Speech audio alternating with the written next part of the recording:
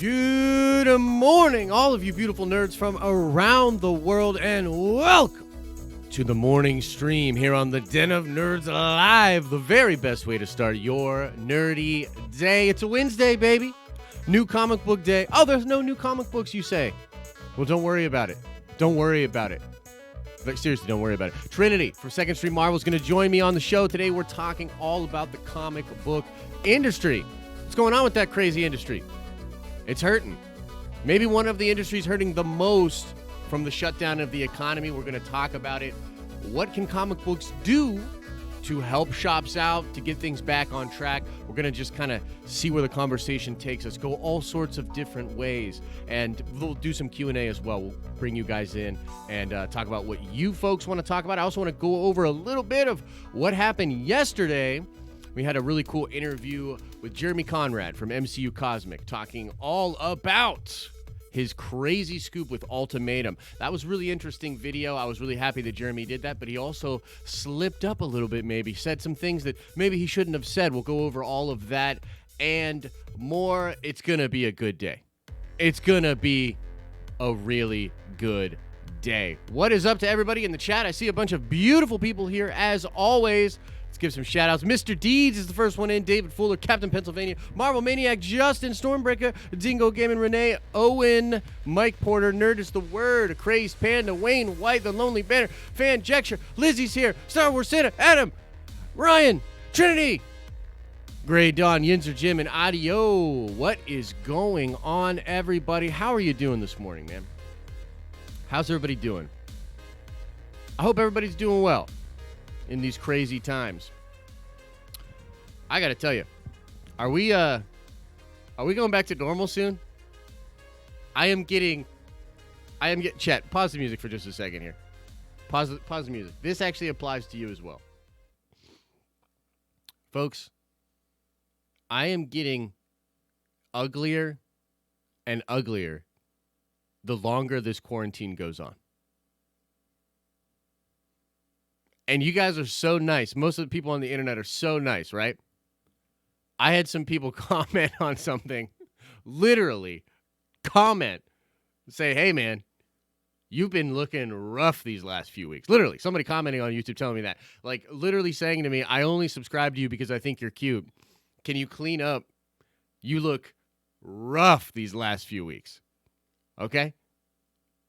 I got to tell you, the longer this goes on, the uglier I become. I'm getting paler. I don't feel like I've seen the sun in like, I don't know, a couple of months. You know, busy working here at the computer. Maybe I should get some UV lights or something like that. The hair, I don't even want to talk about it.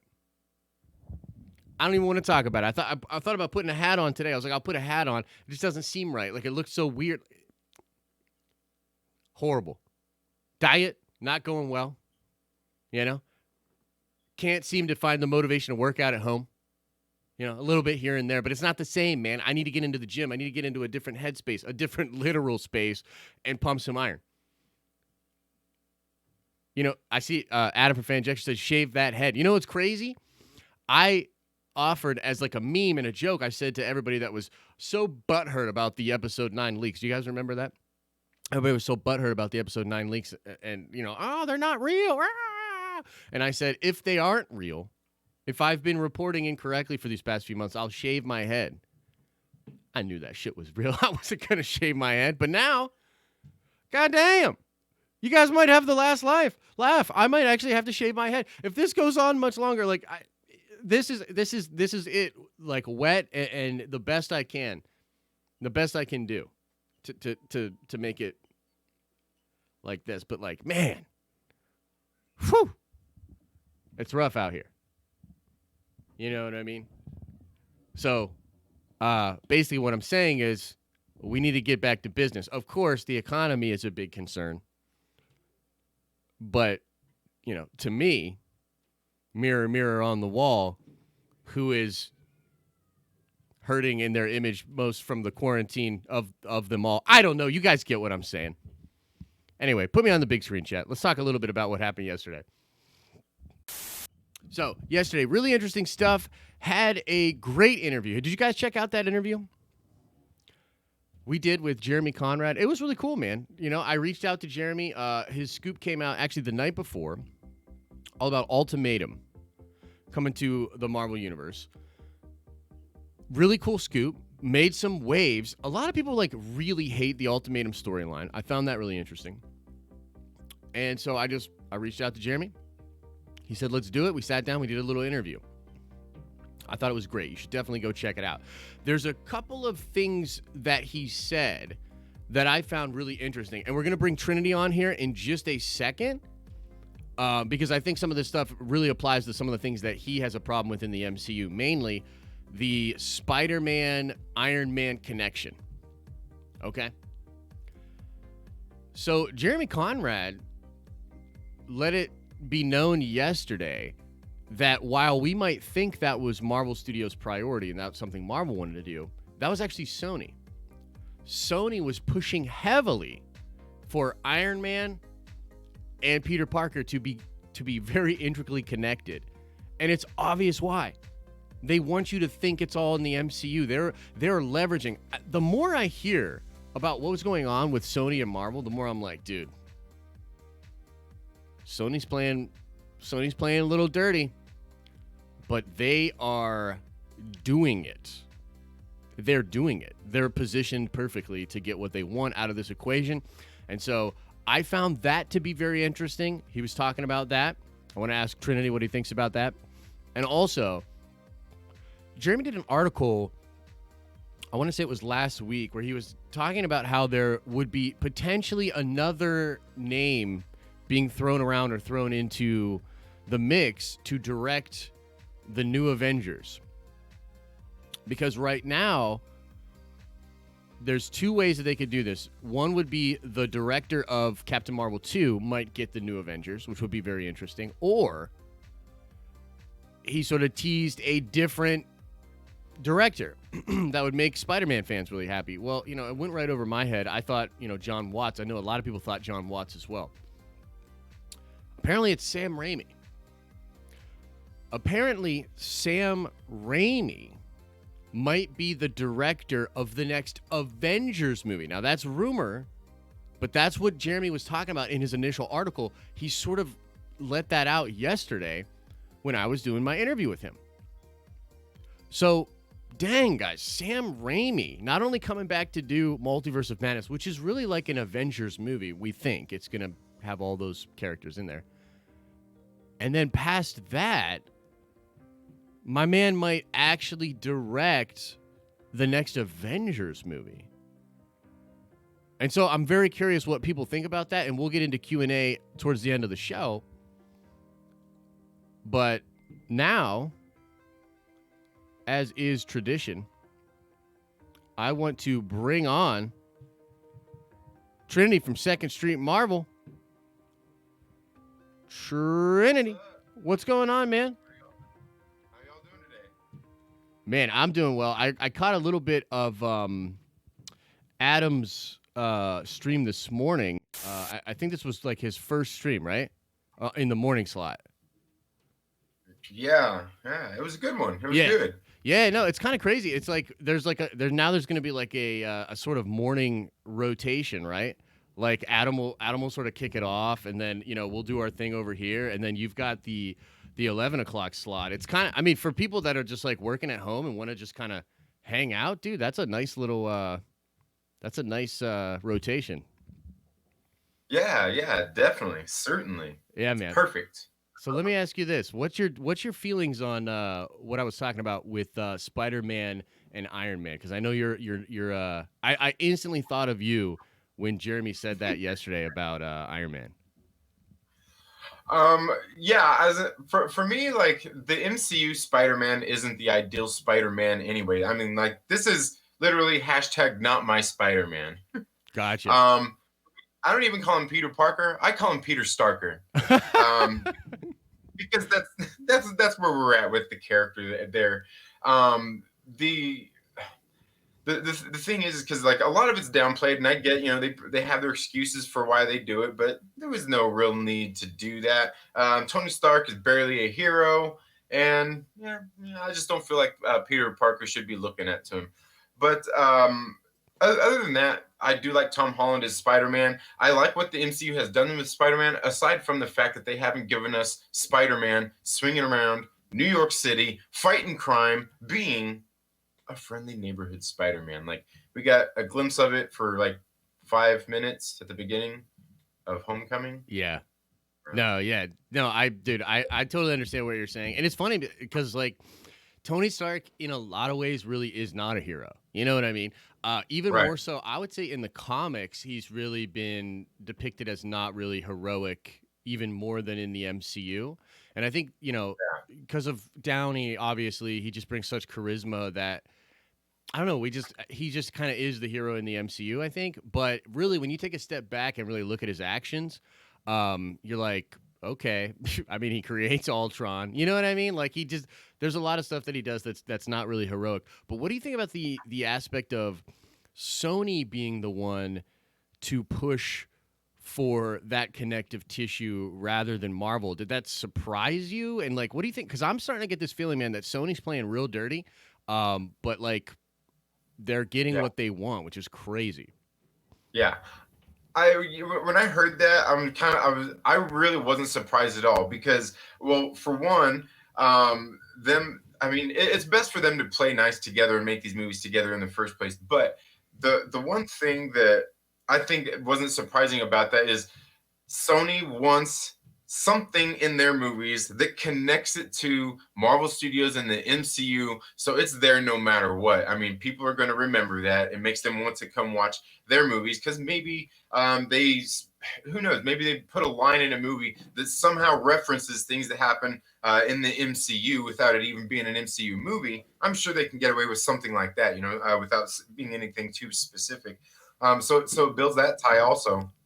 But then they're also kind of like grandfathering themselves into the MCU and things like that. So it's really not a surprise that they wanted that. Marvel Studios, we know that Kevin Feige wants to keep things very very close to very close to the chest and very much in his in what he's doing. Yeah. Yeah. No, it's really wild. Like I mean, I suppose it does make a lot of sense. I mean, that Sony would want to do that. I had just thought that like because Feige was producing, that a lot of those decisions, I guess, were sort of on him.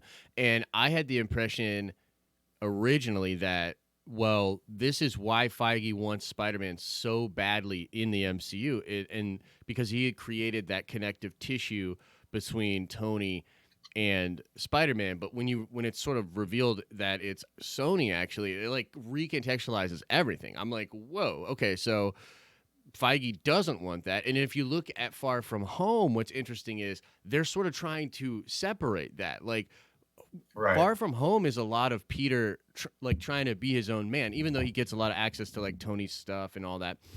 It's really about him being his own man. And also, I found it really interesting when you look at Feige's comments about the third Spider-Man. It's all the more obvious that Feige is really trying to create that separation because he said stuff like, oh, this is Peter on his own. This is Peter fully as his own man and all that sort of stuff. So I just found that really interesting, man. And I got to give props to Sony. Like they seem to have a lot of leverage in this situation. And like on the one hand, I'm like, okay, well, please don't screw it up. On the other hand, it's like, you got to respect the savvy, man, of them Yeah. pulling that off. You know what I mean? Yeah. Well, I think the thing is they know what they've got with Spider-Man. Like he can survive on his own. The thing is that they would actually like some of that credibility and some of that audience from the MCU, which they'll get anyway. Yeah. People are gonna hate watch any Sony Spider-Man films, even if they do them solo. Right. But I think it was pretty smart. But the other thing that I mean I've kind of noticed, and I've said, and people constantly when I do say this kind of fight me on it, is that the Spider-Man movies are really very, very loosely connected to the MCU. I mean, like Tony Stark, that's really about it. Yeah. You barely see. I mean, we see Iron Man a little bit, not much. Even in the first movie, and so they're very loosely connected. I mean, there's nothing really from the MCU at all, other than in the case of these characters being in the movies, that spills over from the MCU into Spider-Man. For the most part whatsoever. Um, Yeah, that's true. Other Actually, it's you know, a lot of cartoons people. characters. Yeah, they think. I mean, they just think that it's super connected. I think because of Tony and stuff like that. But you're right. Like it still is very much like at arm's length, right? Like there's no major impact there between the two of them. So yeah, no, I think you're probably right there. It's interesting to see the final product and then for me like try to reverse engineer like well what's going on between the two studios and things like that. I find it really really interesting. I also think you had a really good I forget if it was your stream yesterday or maybe the day before, but you said something about how perhaps the economic shutdown and the fact that like they want to just kind of have theaters working, and that's a really integral part to both studios, that when Marvel gives a date to Sony and things like that, that could be part of it, that there could be cooperation maybe more at the forefront of their plans because they're in the same possibly sinking boat together. You know what I mean? I thought that was a really good point that you brought up. Yeah, yeah, and that's kind of what I feel. I think we're going to probably see a lot more of that coming out of this thing too, from a lot of companies and things. Just because at some point it's going to be the smart thing to do. You're going to kind of be like, okay, well, we can, we could do pretty good on our own, or we can do better working together. And I think that's something that's very important. That we've even seen where they've kind of arm wrestled back and forth. They've all seemed to kind of given in along the way. Yeah. No, that's totally fair. That's totally fair. Well, let's talk some comic books, man. It's Wednesday, new comic book day. There's no new comics though, right? So the whole shutdown with Diamond and the very interesting choices by different people within the comic book industry, I find all of this incredibly fascinating. So, look, I can't even say that I have my finger on the pulse necessarily of all of it. I'm not 100% sure exactly what's going on. Like, I think, wasn't DC going to do their own distribution? They were going to work with a different distribution company, and then that all fell flat or something to that effect. Do you know anything about that? Well, yeah, as far as I know, well, there have been new comics still coming out. Like last week, there was a few, and they're all just digital releases, obviously, not physical copies. But there have been, a couple here and there. DC has kind of done their own thing, their own distribution thing, where they've been releasing books digitally online through their services. And then I guess they were looking into this other company to release, to actually distribute some physical copies, but I haven't really heard much more about that, but apparently they did have a couple of new ones drop yesterday, digitally Okay, as interesting. well. Yeah, that's interesting. So let's for people that don't know, because I know there's I think a lot of the people that watch this channel are not necessarily avid comic book readers. You know what I mean? Like they're more like movies and shows and stuff like that.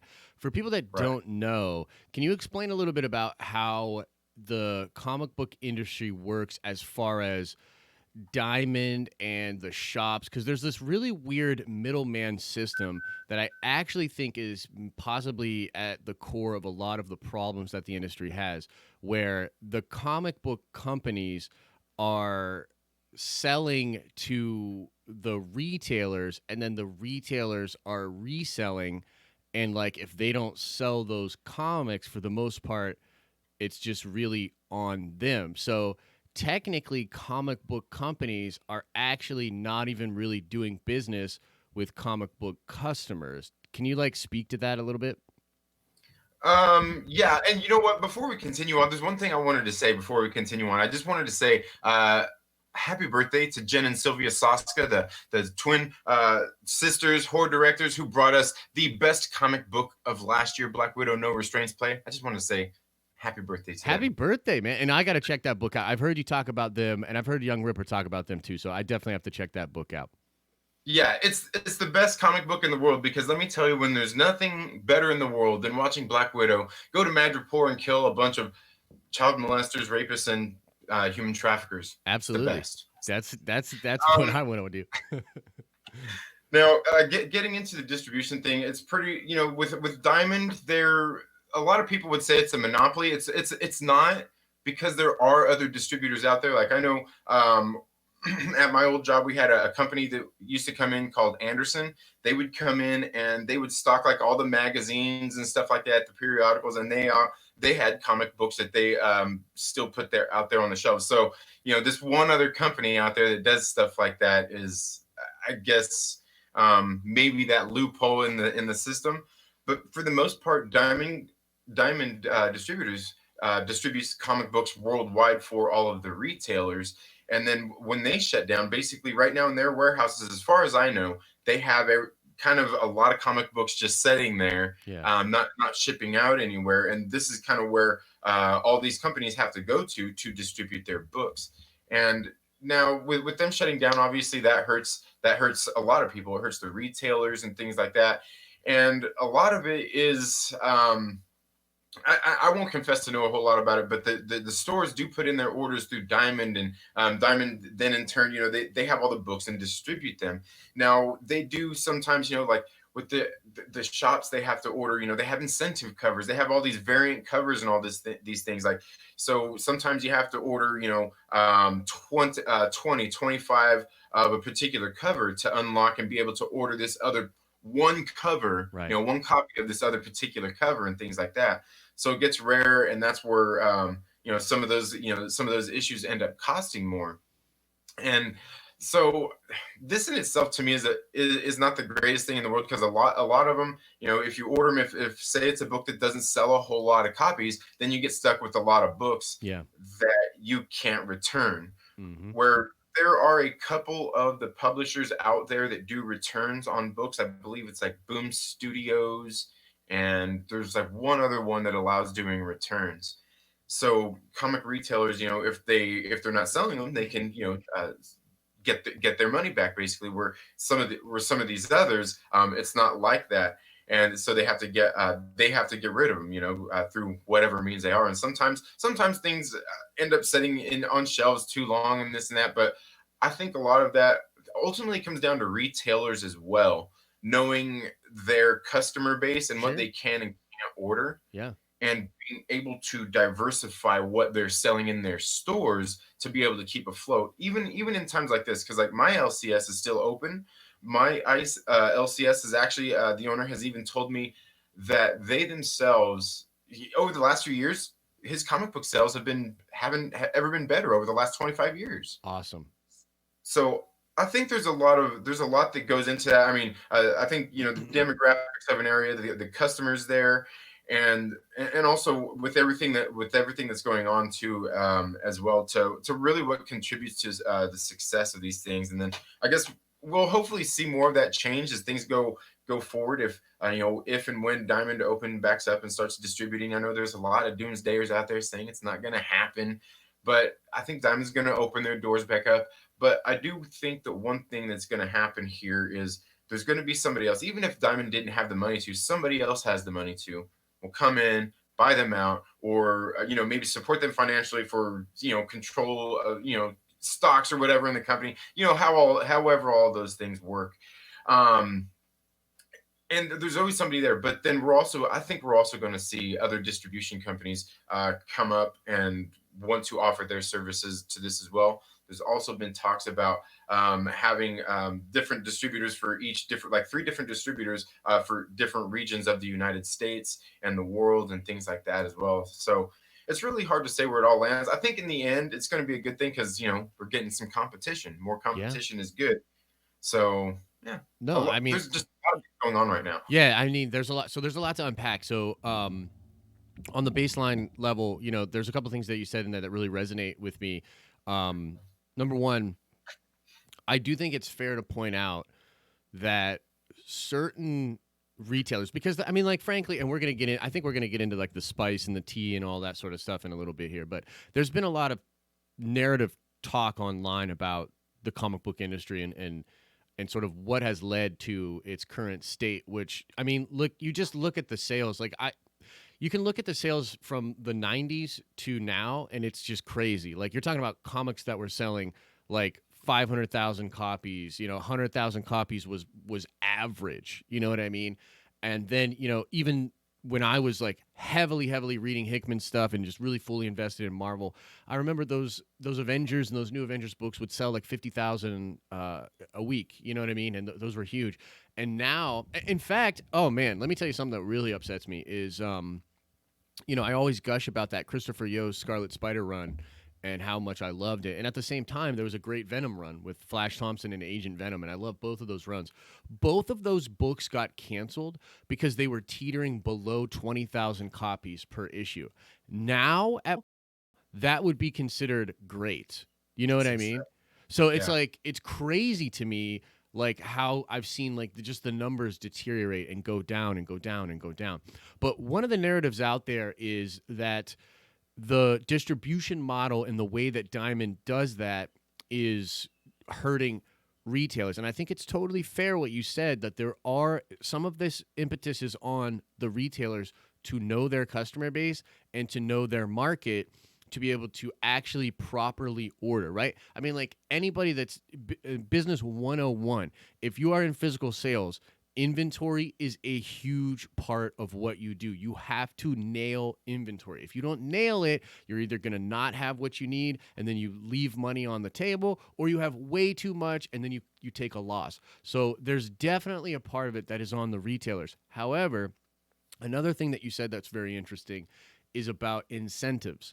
And DC and Marvel have, frankly, in my opinion, been really, really shady in the way they structured their incentives. And they use things like the most popular comics that they know will make a big buzz and bring people into the store because it's comics are honestly a lot like church. Like not a lot of people goes to church, but then like it's Easter and Christmas and everybody's in there. You know what I mean? Like they're not regularly in worship, but when it's something big, like they'll come back. So I'm reminded of like New 52 stuff or even Rebirth, right? When that Rebirth comic came out, there was that glorious, absolutely glorious, like holographic bent kind of cover thing. But in order to get that, you had to buy so many books that it excluded all but like very big retailers. Like there's some big retailers in Philly, in New Jersey and in New York, obviously, that and probably in LA, although I don't know much about the West Coast. You'd know more about that than I do. But there's huge retailers out there that were able to do that. But then there were other smaller like retailers that tried to get some of that stuff and they ended up having to eat like a massive loss because the amount of stuff you had to order to get the stuff that you knew would sell would leave you with a bunch of inventory that was sort of dead. And so I do think that there have been sort of bad practices done by Marvel and DC. And part of the way the system works, Marvel and DC, once they sell to a retailer, they're out. They're out. They've got their money. It doesn't matter to them how much of that product actually makes it into the hands of actual comic book readers. And therefore, there's sort of been a disconnect between the big two, who literally keep the whole industry afloat, and the actual customers that are reading comics. I think that disconnect is a big part of the problem. But I Yeah. do agree with a lot of what you said about the impetus being on retailers as well. What can you talk a little bit more about that store that's been doing so well? Is there anything they've been doing that's been really helping with their comic book sales, or you have any insight on that? I don't really. I mean, I know they've been in business for I think over 25 years now, and they've been here in the Antelope Valley. I know where I live at. There's two comic shops, and he's the biggest. He's the bigger one definitely. But he's got comic books. He got action figures, posters. They hold gaming tournaments there for like the Magic cards and all that stuff. Yep. You know, all those card games. Yep. They do a lot of stuff there. It's really good, but yeah, I mean, I wouldn't know other than the fact that he knows his customers. He don't do online sales. He's just there for the local customers, the readers. That's who he wants to serve, Right. and I think the catering to that is what's got him there. So he knows kind of what to order, and he really keeps an eye on and tracks those things. And I do have to say about what you were saying there as well. I do think that's on a lot of Marvel and DC. They need to take responsibility for that, like you're saying with their books, and be able to make product returnable. I mean, instead of doing those variants where you have to order, 100 copies of something just to get one book, why not just make it where it's whatever, just increase the price of the book, Right. increase the price of the price that they have to pay for the book or whatnot to that they have to sell. So then it's just like buying a regular issue. You know what I mean? As opposed to the shop having to order 100 copies of this, and where they only pay $3.99 for this same issue. They had to order 100 copies for it, so they're going to charge whatever it's going for at that point. Whatever it's deemed to be the price of it. Yeah, like the secondary market value. I think that is a lot on them, and these are things that they're going to have to figure out going forward, because there are other. I mean, there's other companies out there that just do variant covers, and they're the same price, and there's nothing wrong with that. Yeah. So let's talk about the decline in readership. Can you think? I mean, like, there's a lot of different. It's one of those things where when I think about this, and you hear the narrative about. With action figures too, right? So this is something that like people want to bring up where they're like, oh, Star Wars action figures are down and don't sell like the way they used to. And, it was Star Wars Santa actually who kind of put a bug in my ear about this, where he was like, well, I actually don't think kids are even interested in toys as much anymore, right? So could that be what's happening to comics? Like, how much of the loss of the readership is just normal, and what do you think, like what is there something that's causing it, right? Like, can you speak to that a little? I think that's true. I mean, I think this with social media, the digital age, everybody's the phones, the iPads, the devices, and all of these things with just technology. I do think that's not even excuse. I mean, that's a very viable like reason why there's not as high as sales on action figures and things like that. And I think the same thing kind of goes into the comic books as well, where like I know a lot of people, when it comes to comic books, it's about collecting physical copies. Most people who read comics want physical copies. That's what it's all about. I know with a lot of the things, a lot of the retailers and things were pushing back against digital releases because it's going to hurt their sales. But that's not true at all, because anybody who's actually reading these books, who wants to read them, wants a physical copy. Most books that I have that I bought digitally, I go try to get the physical copy. I've only bought them because maybe it was something that the first print of it sold out and I couldn't get it, so I had to wait for a second printing or a third printing or whatnot.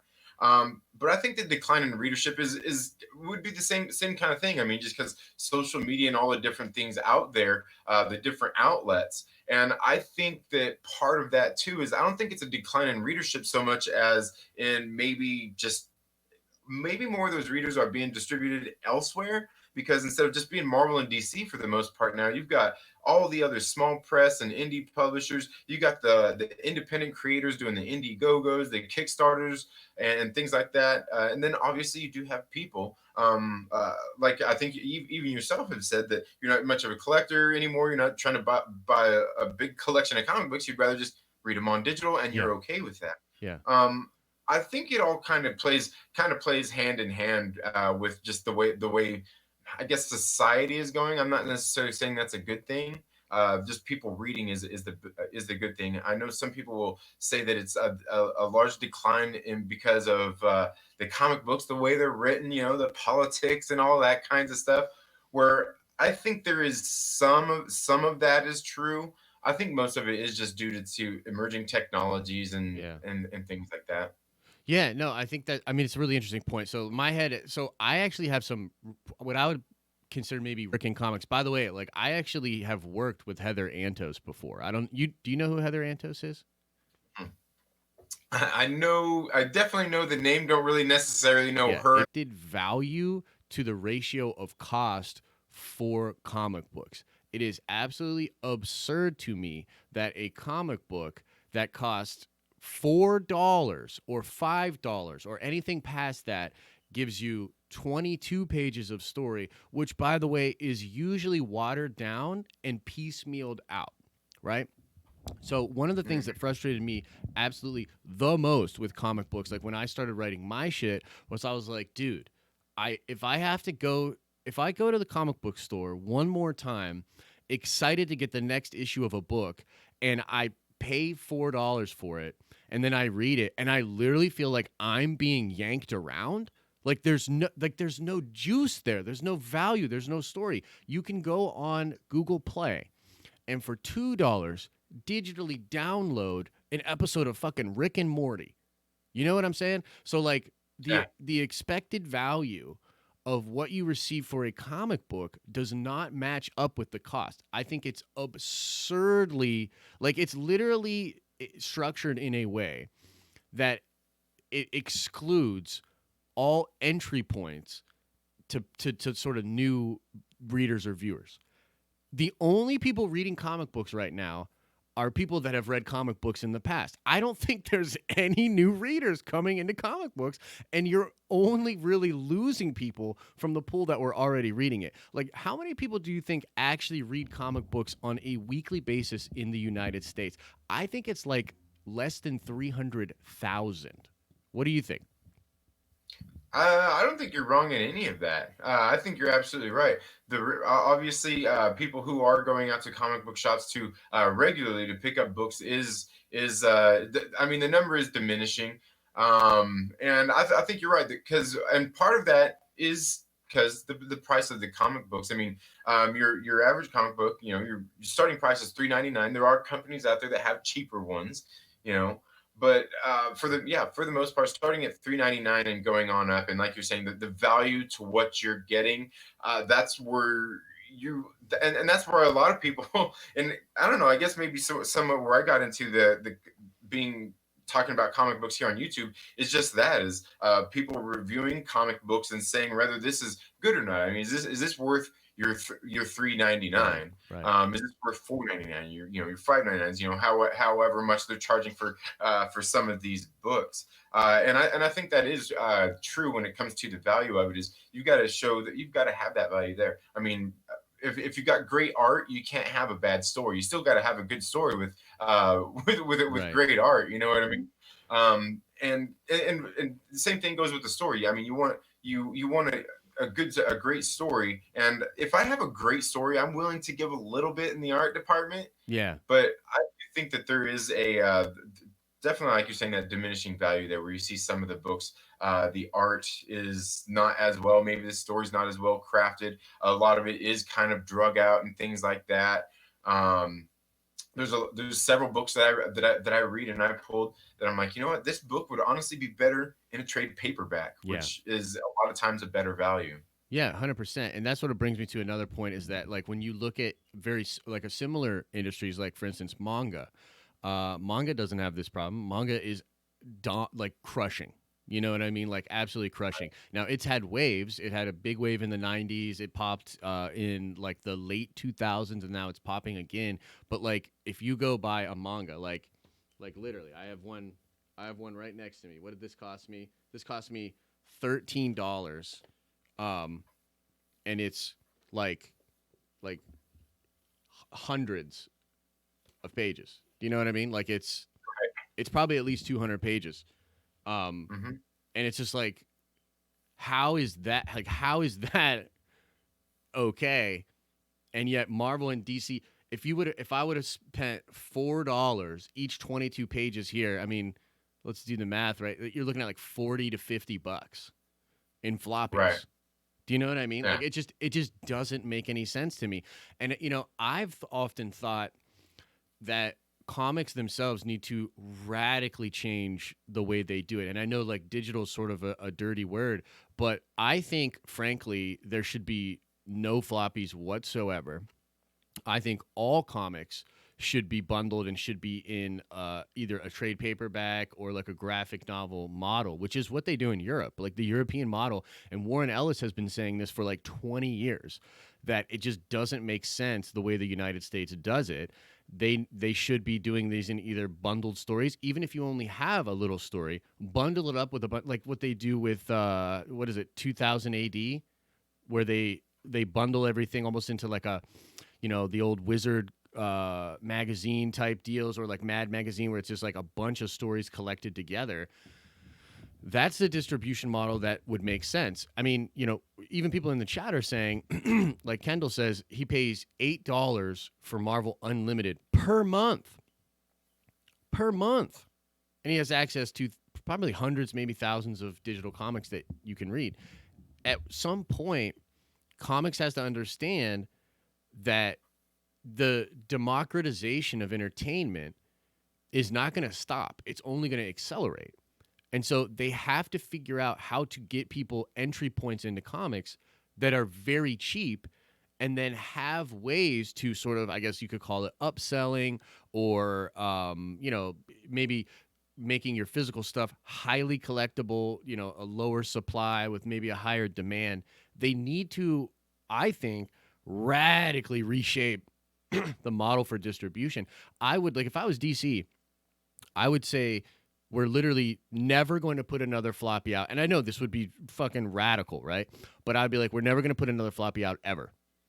And DC Universe now comes with digital comics. All the comics we produce, free. Also, all of our digital comics are going to come in at half the cost of what they would normally cost physical.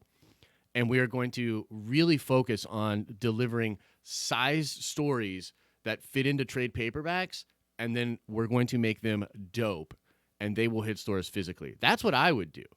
OP Slash says Shonen is $1.99 a month. I mean, look, this is a lot of people would disagree with me. What do you think about that kind of a crazy concept? Getting rid of floppies? Forever. How dare you? No, I think a lot, like all those ideas that you have are really great. I think that getting rid of floppies is a bad idea, only for the mere fact of collectors and things like that. Now, I think scaling it back is probably the right idea. Not putting out so many titles. Like put out like here's the thing: is put out a few. Maybe you're gonna release like. You're going to do a first volume. The first 5 issues you will do floppies for. And if it's not being, getting the sales you want to after that, go ahead and just do trade paperbacks after that and things like that. That they are going to have to rethink things like that. Yeah. And I do have to say that a lot of like what you're talking about with like the collected, basically trade paperbacks or even the collected editions and things like that. Because I know a lot overseas, they release in larger format and they're hardcovers. Yeah. They're just a nice quality book. I think that is a good idea. That's something they've obviously been successful for them over there. I don't know how readership numbers are overseas as compared to here in the United States, but that's also what a lot of you'll see like the indie creators, like the Indiegogos and Kickstarters. A lot of those guys will do that too. Is release 89 pages, 112 pages, just thicker volume books as opposed to just one single floppy. Because I think that does make a lot of sense.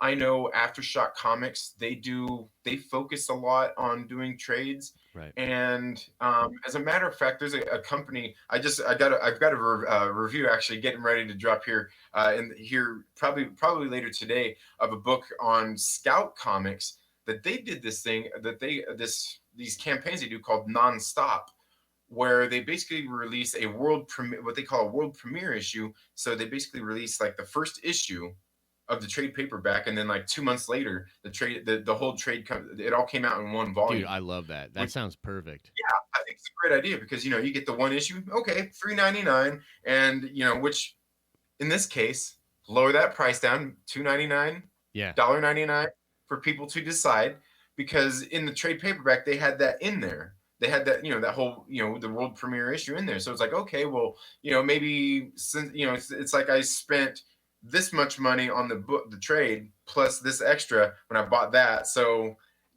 some of that value, like you're talking about there, I think that might be a better idea for some of these kinds of things going forward, is rethinking things like that, or maybe even trying that world premiere kind of thing, releasing a first issue, see how it does, and then releasing trade paperbacks after that, just to see what it is, when they can get pre-orders and stuff like that to kind of build hype. I mean, it's kind of like dropping a trailer for a movie, essentially. Right, exactly. Yeah, no, I'm totally with you. I think those are all great ideas that you had there with talking about that. I mean, obviously I like physical copies, but there even a lot of I still think like, man, I think I do just need to get on some of these on trade paperbacks and get the ones I really enjoy in, in the single issues. Yeah, I mean, it's like a wild thing because I know a lot. Here's the thing, like, I know a lot of comic book fans would just they don't like that at all. And I've watched, your boys. By the way, I saw you comment on like one of your boy Zach's videos, and I thought about like replying to you and shit. But then like the internet is wild. But I see a lot of Sure. his videos and stuff. And look, I honestly have a lot of empathy for Comicsgate and what those guys went through because of some of the stuff that I went through in comics that I honestly don't really talk about a lot. You know what I mean? Like I have Right. I have some receipts myself with some really interesting shit that happened to me. And I was like, whoa, um, okay. And some of it was with Heather Antos, some of it was with some people that she knows. Um, just not I don't want to air dirty laundry, but I have a lot of empathy for them. But I think they're focused on some shit that personally offended them, and it's really as not as big of a deal for the overall industry as they think. The numbers were already going Right. way down. Marvel and DC have been fucking over retailers for about a decade before Donald Trump ever even thought about running for office. So, look, it's sexy and it gets a lot of clicks on YouTube. I totally get it. But that is not what is hurting the comic book industry. This industry was already like on its like last leg, limping forward. And I hate that. You know what I mean? Like I really like comics. Comics are a very unique thing. They're a very unique, interesting expression of art. I think that some of the best stories that have been told, period, have been told in the comic book genre. There are absolutely incredible writers and incredible artists that have done like work that deserves to be seen and shared and just enjoyed with a lot of different people. But I think that when people say like, "Oh, comic book fans want physical," or like, no comic book fans want digital, what I'm thinking to myself when I hear people say that, even your boy Zach, when I hear him say that, I'm like, God damn it, dude. That's because you're right, but that's exactly why the fucking industry is plummeting because nobody seems interested in actually getting new people to check out comics. There's nobody interested in getting millennials. Snowflake and Safe Space ain't going to bring millennials to comics. But if they were No, on, you know what I'm saying? But if they were digital, super easy entry points, you would be yeah. growing the comic book industry rather than saying, well, these boomers, which are the only fucking people that buy and read comics, really, statistically, these boomers Yeah. only want physical books. It's like, okay, no shit. That's exactly the problem. You know what I mean? Right. So like I am literally like, look, I wish Tara was here because I'm sure she'd be getting fired up too because she's a real physical comic book person and all that. Yeah. My thing is we as an industry, we don't got to worry about you. You're obviously still reading. We need new Right. lifeblood. You know what I mean? This would be like if Marvel Studios was like after the phase 1, they were like, "Okay, well, look, these people that watched these movies, that's our audience. That's all we care about. We're only going to do the stuff that worked for that first phase as to continue to appeal to that group of people that first found our product." That is asinine to me. So I think that like this whole idea of like comic book fans only want physical. It's like, yeah, maybe the 300,000 and less that are currently keeping this shell of an industry alive, maybe that's true. But on the macro, how can you expect that industry to grow, thrive, or even survive unless you are bringing in entry points for new people into that industry? Have you ever talked to someone that's not a comic book fan and ask them what they think when they go into a comic shop? Like, it is the most foreign thing. Like the whole industry has literally put up little barriers and walls instead of inviting and having entry points. There's nothing but barriers and walls. The continuity creates barriers. The shop itself creates barriers. You know what I mean? Like I don't know. Yeah. I'm ranting, but do you have any thoughts about that? No, I mean, I think you're absolutely right. I mean, because like you're saying, I mean that makes a lot of sense. Like the people who are reading, most of the readers want physical copies. Like you're saying, the boomers, the me's of the world. Right. They do. I mean, and that is the hugest chunk of the comic book industry. I mean, that's just a fact. But like you're saying, do need to find ways to bring people into the comic books, and it has to be a good viable option. It has to be obviously at this point inexpensive for people to get into. Otherwise, it's like, why, why I want to pay $4 for this comic book, and then you get something that you don't even like. Right. And I think that's a lot of it too. Is really what it comes down to. It's the same thing with a lot of things. Is the quality of the product that you're putting out there on the shelves, and how you're marketing it to the people and distributing it and letting people know about it to bring them in to wanting to read your stuff. Because I've said, like, I've been critical about stuff, and there's people out there that somehow think I'm really harsh on comic books. But even I've seen, like, if you go to Marvel Entertainment here on YouTube, and you watch some of the videos that they do covering the comic books and stuff, and I mean, I'm face palming every single time. Yeah. They promote books that, like, there's one of the videos I watched. They're promoting a comic book that they're saying will be on shelves soon, and it came out like a week and a half before the video even dropped. Right. They're just everything they're doing is they're not doing it right. I mean, like, you don't Kevin Feige don't drop a movie and then start showing ads. He shows Right. the ads and then drops the movie. They build all that hype, and I think there needs to be that there. I think the quality of the storytelling needs to be a little bit better, more connective tissue. I mean, even like we were talking about before with the MCU, building some of that connective tissue there as well, doing things like that to get people back into the comic books. But I think the biggest thing is the quality of what they're putting out, the stories. Right. Some of the ones I read, I'm just like, this. I mean, this isn't a very exciting story. Like, it's like I'm reading it. I feel like it's McDonald's almost, but like, instead of I'm loving it, it's like I'm reading it. Um, Instead of like where I read some of these other books, some of these other smaller books, or like this Black Widow book, or like the plot on Vault Comics. Every time I read this book, I want to scream to the high heavens about how great this book is, Right. and everybody should be reading this, but nobody reads this book. Why? Well, it's weird. I mean, I think that, it's a good point, because I think that in some ways, like, you do need that really strong word of mouth. And I think that, I don't know if there's been a comic book story, maybe the new Hickman stuff. I really liked his that run, but I don't know if there's been a comic I've read in the past maybe 10 years that made me like want to put it in other people's hands that I knew didn't read comics. Do you know what I mean? Like, I Right. don't know if there's been a story where I was like, this is so good. Actually, there's a couple here and there that I literally went out of my way to get people to read. But for the most part, I can't really think of a story or a comic that was so cool and so good that I wanted to put it into the hands of people that I knew didn't even read comics. So I do think that that's potentially part of the problem. Now, let's talk about the delay in the economy.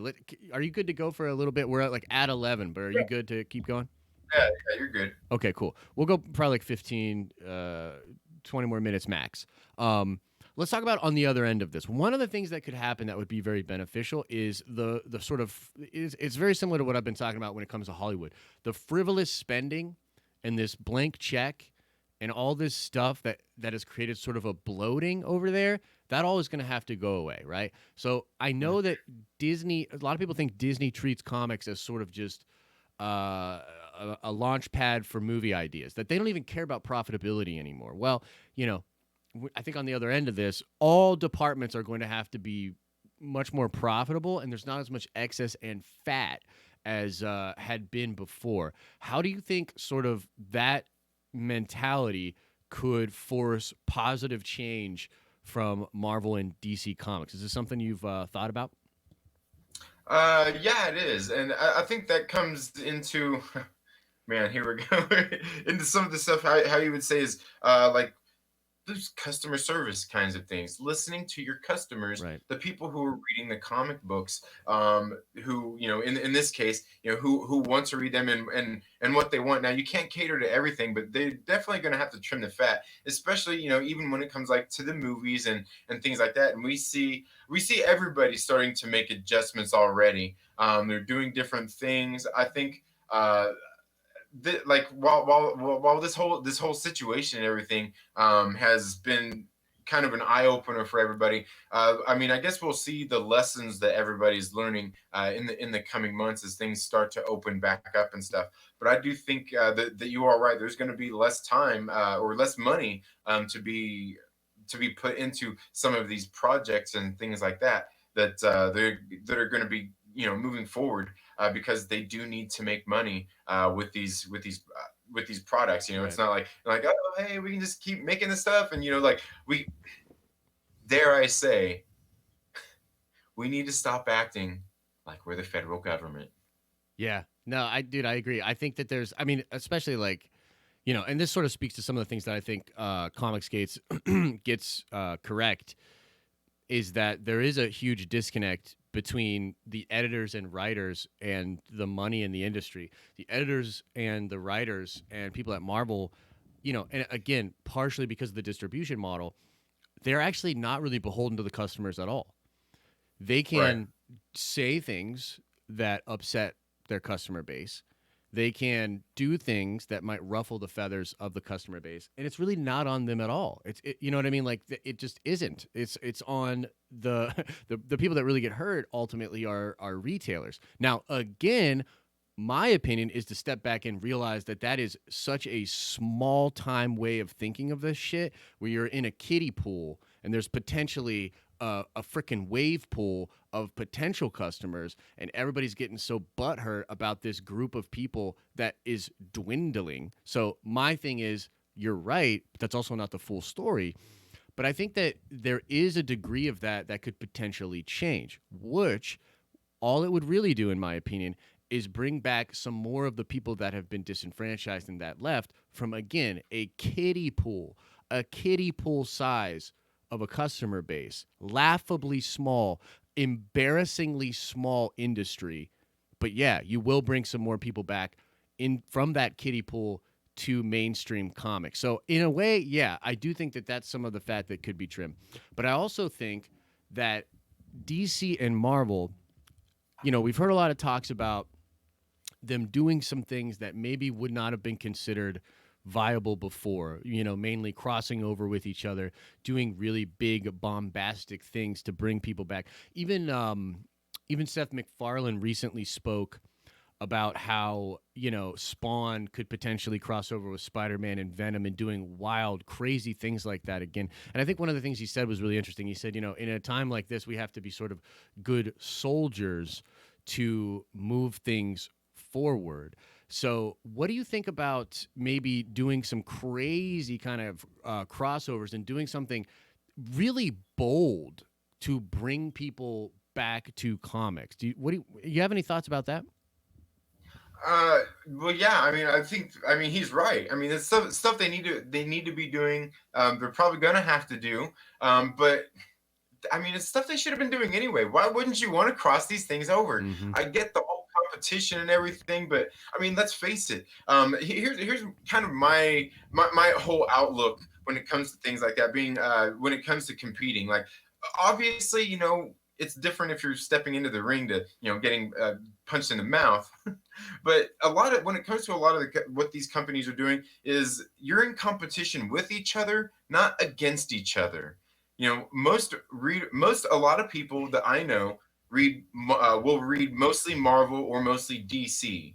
Okay, now most of those same people will read a title from the other one, whichever one they don't read mostly. Like, some DC guys will read some Marvel and things like that. And indies and things like that. So I mean, it only makes sense for them to do crossovers. I mean, why haven't they been doing this in the first place? Right, right. Um, and part of that is probably because they're so concentrated on um, just all these other superficial things out there, as opposed to just trying to do things to satisfy customers, to get to new readers and things like that on board and wanting to read the titles that they're putting out there. I mean, it's the most important thing. You got to get the readers to want to read the books, and Yeah. crossovers. I mean, it's genius, and it's not Yeah. like they've never done it before. I know. And and to speak to sort of like the talk about an entry point for people, they need it to be sort of pop culturally significant. You know what I mean? Like Court of Owls is dope, but it's not pop culturally significant. You know what I mean?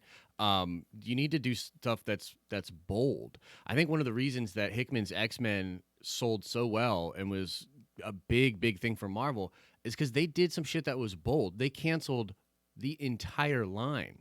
You know what I mean? Like that was it. Like it was just all gone. And if you want to check out this big new thing, it's all that there is. It's spinning out, so it funnels the kiddie pool, but it also potentially brings in a lot of other people that are just looking for what's pop culturally significant. You know what I mean? And the same thing could happen with crossovers like this. You could do some hugely bold things.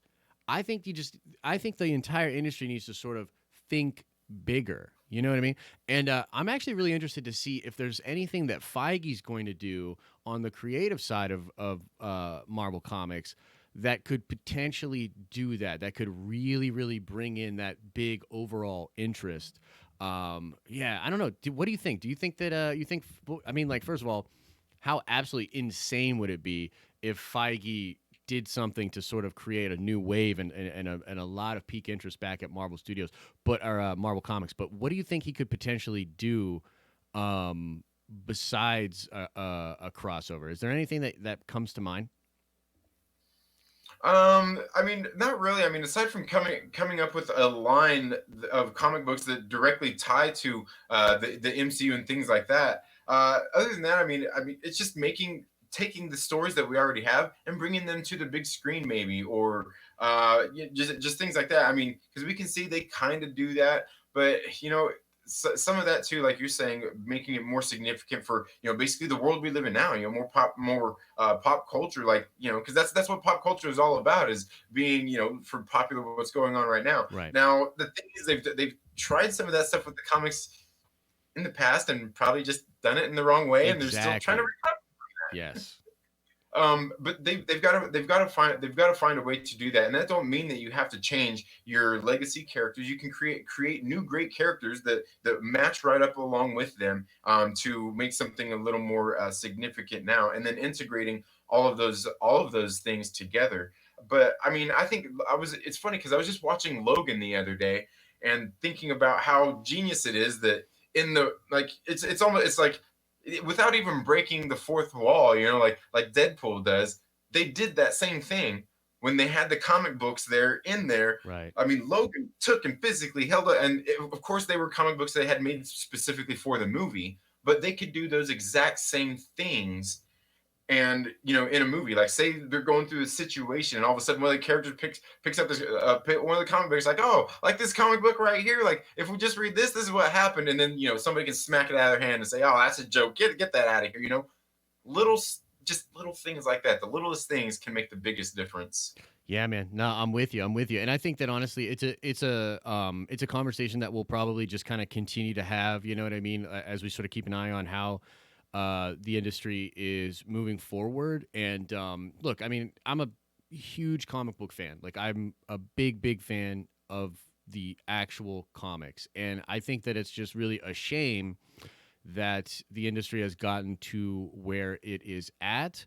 And I'd like to see it. I'd like to see it improve. I really would. I do know that there's this whole the debate about the political and stuff like that. And look, I'm perfectly willing to admit that, yeah, there was damage done there.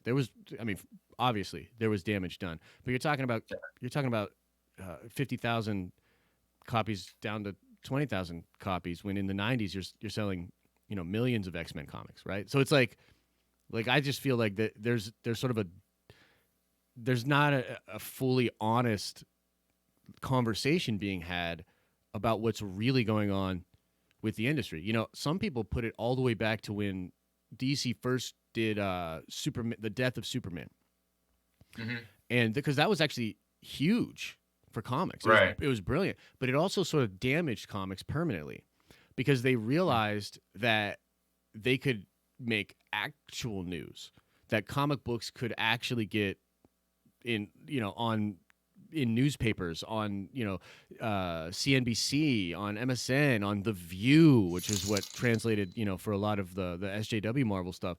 It became this addiction to wanting to do crazy things to make it into the news, but it became spectacle over substance.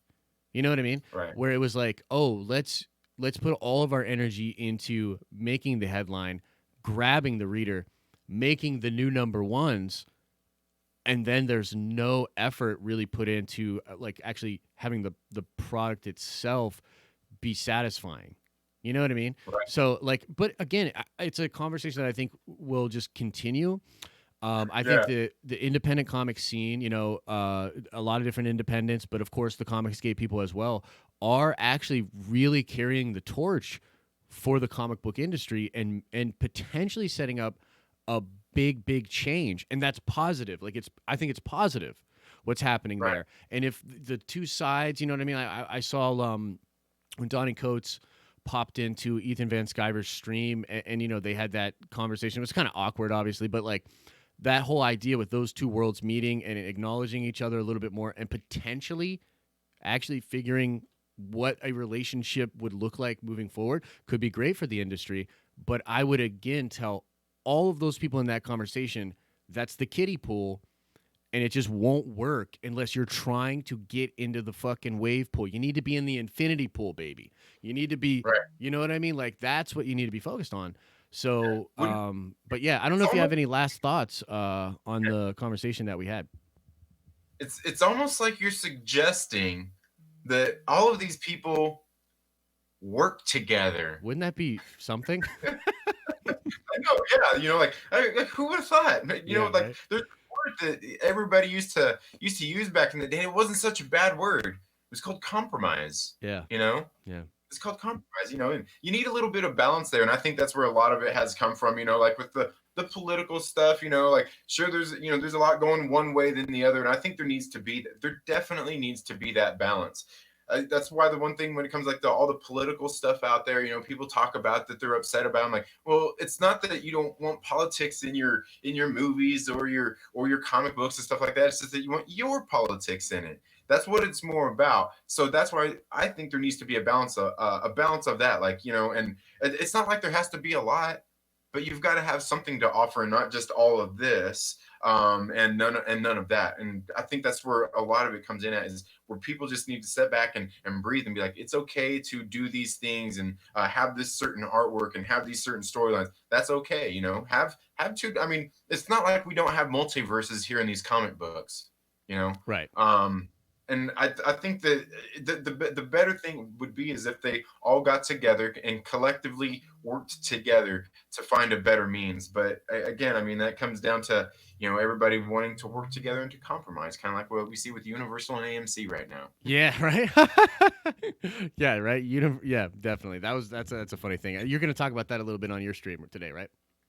Yes. Yeah, it should be wild. Well, that's going to do it for today's show, guys. Apologize about no Q&A. But yeah, I just wanted to just talk to Trinity about this. Like, I'm sure that we'll talk about it again in the future. It's something that will be around for a while, and we'll continue to sort of talk about these things. But Trinity, thanks again for being here, brother. I appreciate it. And yeah, we'll see you on your stream relatively soon, right? Yep, getting ready to start right now. Sounds good, my friend. Sounds good. All right, guys. Well, thanks so much for checking out the morning stream today. If you're watching this on the replay and you have some thoughts, I mean, look, I got a little heated there. I'm not going to lie. I got a little, fired up about certain things, and I apologize for that. But if you have some thoughts, maybe you think I'm totally full of shit or whatever, drop those thoughts in the comment section. I'm more than willing to engage in these kind of ideas. I think if we were to understand that our ideals are similar, perhaps the logic by which we get to those ideals might differ, but that's no reason not to cooperate and have actual conversation. So Yeah, let me know your thoughts about this, guys. And as I always say, I hope you're having an awesome and a nerdy day, and I'll see you in the next